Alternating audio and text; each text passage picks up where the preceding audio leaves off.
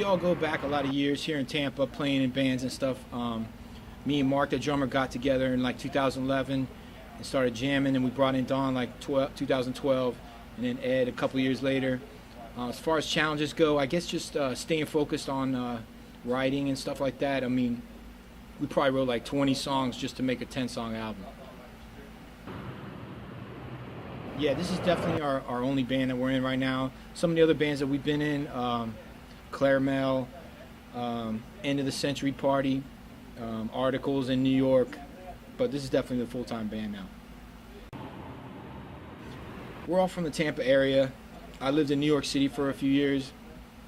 Don lived in Gainesville for a few years. Mark is from St. Pete, Florida, and Ed lives in Tampa and Miami. Tampa is definitely known, in history, in musical history, as a place where death metal started or was developed in the early days in the '80s. Back when we were kids, some of the bands that were like neighborhood bands, like Morbid Angel, Obituary, Nasty Savage, went on to be, really big international bands. I think that sort of set the stage for pretty much everyone who comes out of Tampa from then on. I think a lot of bands come out of Tampa and have the confidence to be like underground independent bands, and they owe a bit of the debt to the early metal years. As far as comparing it to New York, I think New York, maybe it's a little bit more jaded. It's definitely different. I think people maybe go to shows in New York more on a social level than a musical level. In Tampa, you can pretty much, play whatever kind of music you want to play, and everyone's listening. No, there's no magical name to our band. I mean, no magical reason for the name of our band. We made some instrumental demos, many years ago, and we unearthed them. And the name Science was the name back then, and we just stuck it on again. So we just play whatever comes out, really. I mean, we respect all types of music. We listen to all types of music. The music that you hear from our albums is just what came out.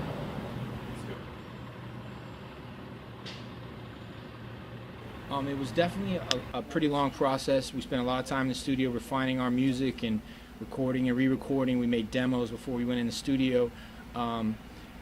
It was definitely a weight off our shoulders when we finished recording and finished the recording.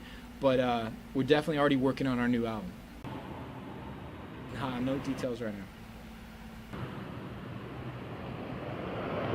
Yes and no.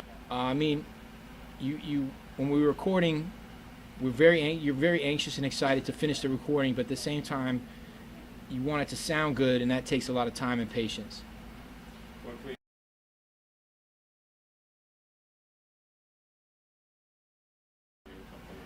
We have like a show a month for the next several months coming up here in Tampa, St. Pete area.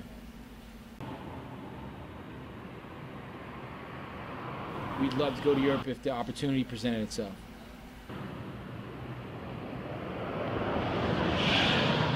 Been listening to Solids from Canada, Holograms from Sweden, Eagles from England. I just realized that all those bands' names are nouns that ends with S. That's weird.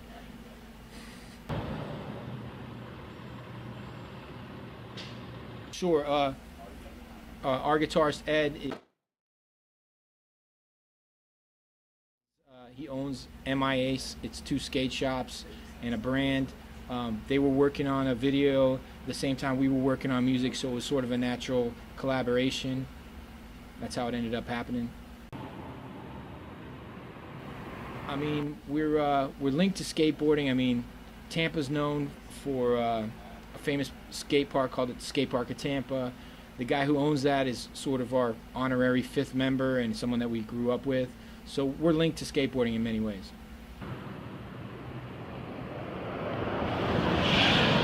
We all started skating in like middle school in the streets and backyards of Tampa, St. Pete, Florida. We're inspired, by everything and everybody. I mean, both musically and in skateboarding, whether it be John Coltrane or Natas Kappas, we're just inspired in general. So I guess it crosses over both skateboarding and music. Not directly, but but indirectly, yeah, sure.